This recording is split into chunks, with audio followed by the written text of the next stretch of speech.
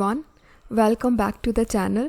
So let's get on to covering the multiple choice questions for prelims 2020 and question number 1. What are the purpose of government's sovereign gold bond scheme and gold monetization scheme? So this question is of prelims 2015 and these two schemes were quite in news back then. So they are really simple. Options are number 1. To bring the idle gold laying with Indian households into the economy. Second is to promote FDI in the gold and the jewelry sector. And the last is to reduce India's dependence on gold imports. Now herein, if we know the answer, then it's either way simple. But what if you have no idea what this scheme is all about and still you are to answer it?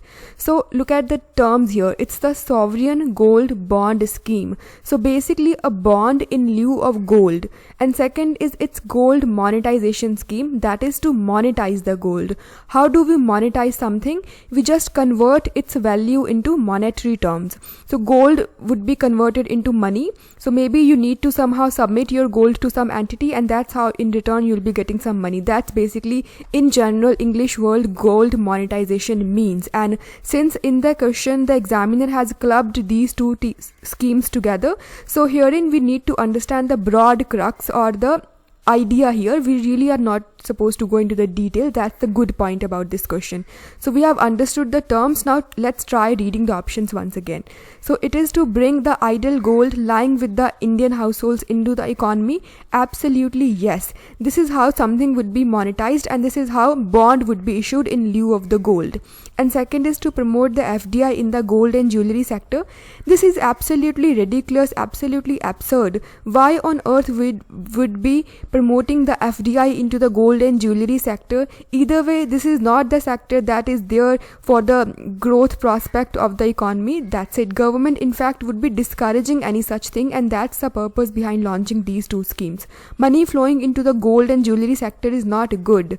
So point 2 is either way gone. And last is to reduce India's dependence on gold imports. So this is absolutely correct, because if people are to be given some bond in lieu of gold and people are asked to monetize their gold, that means people would not be demanding gold. So gold basically is something that we import. We don't usually have commercial scale reserves of gold in India. So lesser the demand of gold itself means the reduced dependence onto the imports. So third point is something that we either way would be knowing. So we have gotten our answer. It's the C, that is point number 1 and 3. So this is the beauty of economy questions, that terminology itself would be giving us an idea of what the examiner is trying to ask us. So let's get on to the next question now, which is fairly simple. It is the Global Financial Stability Report, and which of these agencies prepared this report? Number 1, European Central Bank. Number 2, International Monetary Fund.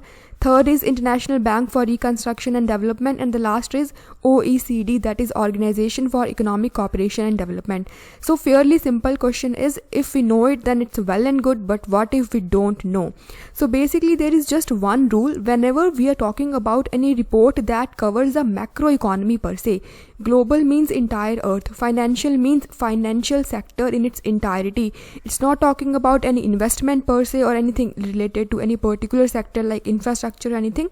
It is in general broadly at a macro level talking about the Global Financial Stability Report. So usually two agencies are involved at such level, either World Bank or the International Monetary Fund. Now World Bank is not there in the option, so we have gotten only one option left, that is International Monetary Fund. International Monetary Fund. Now this is just a pure guesswork based on these analysis of the reports made and who prepared these reports. There is no rule per se here involved or any logic involved. It's just the guesswork sort of thing. So you are free to skip it if you don't like it. So basically Global Financial Report is by the IMF. Please mug it up.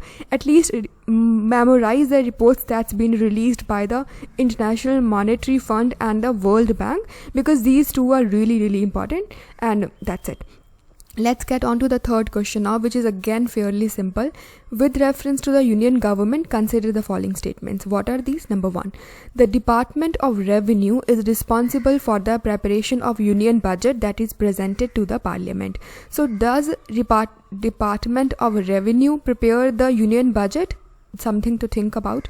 Second, no amount can be withdrawn from the Consolidated Fund of India without the authorization from the Parliament of India. Alright, last is all the disbursements made from the public account also need the authorization from the Parliament of India. Now this is a very simple question. At least statement 2 is something that we all should be knowing, that yes, if at all we are to draw any amount from the Consolidated Fund of India, then that definitely needs the permission or the authorization of the Parliament of India. So point 2 has to be there in the answer, but unfortunately all the 4 options are carrying point 2, so we have got nothing from this. So let's look at the statement number 1, which is stating that the budget is prepared by the Department of Revenue. Now if we are to go for the guesswork here, budget is what? A statement of just revenue, or does it include expenditure as well? It definitely includes expenditure as well. So it is to be prepared by an agency that includes both revenue as well as expenditure, but Department of Revenue, as the name is suggesting, would be dealing with the revenues only. Now there is no logic attached here per se, but if at all we are to go with the guesswork, then we'll be needing to think on these very lines. So yes, statement number 1 is not correct, because union budget is prepared by the Department of Economic Affairs. So economic is a broad word here, a macro word here that encompasses revenue as well as expenditure. So statement number 1 is wrong, and we have gotten it in option A as well as in option D. So we have got into 50-50 here. So what is the third statement? It is that all the disbursements made from the public account also need the authorization from the Parliament of India. Now this is absolutely incorrect, because in case of public account we do not need any authorization from the Parliament of India. It's from the polity. It's written right there in the Lakshmikant, nothing difficult here. So we have gotten our answer. It's just the C, that is point number 2. So let's get on to the next question now, which is the last one. Consider the following statements. What are these? Number 1, the Accelerated Irrigation Benefits Program was launched during 1996-7 to provide loan assistance to poor farmers. Alright, so basically this program, when was it launched? We really cannot memorize it, because it's really difficult to memorize all the plans, their date of launch. But look at the purpose: to provide loan assistance to the poor farmer. Could a program whose name is the Accelerated Irrigation Benefits Program be launched to provide loan assistance to the poor farmer? This is not something that is setting into our logical thinking, because we know loan assistance is provided by the Reserve Bank of India through the priority sector lending, or then there is a waiver of loan, or then there is a Kisan credit card. But as such, there is no central scheme per se wherein the loan assistance is provided to the poor farmer. So this is not looking logical. So yes, this is indeed not logical. So statement number 1 is not correct. Basically the program was to give the funds to certain programs who were lacking behind in terms of their implementation for certain reasons, for various reasons. So yes, statement number 1 is incorrect. So let's not deviate too much. Let's get on to point number 2. This is really interesting. The Command Area Development Program was launched in 1974-75 for the development of water use efficiency.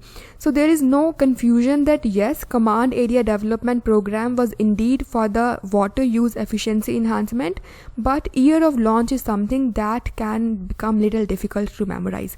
But here comes the help of our NCERTs. It's written categorically in the 12th class NCERT, People and Economy, the name of the NCERT this is, that yes, in around 5th 5-year plan, 6th 5-year plan and 4th 5-year plan, so basically from 4th 5-year plan onwards, Government of India started emphasizing upon a regional planning, as in Command Area Development Program, or certain tribal areas development program, or drought prone region development program, or certain hilly region area development program. So basically regional planning started. So and 4th 5th, these 5-year plans were there during 70s. So yes, this indeed is the right statement, that Command Area Development Program was launched in 1974-75, and purpose is either way obvious, for enhancing the water use efficiency.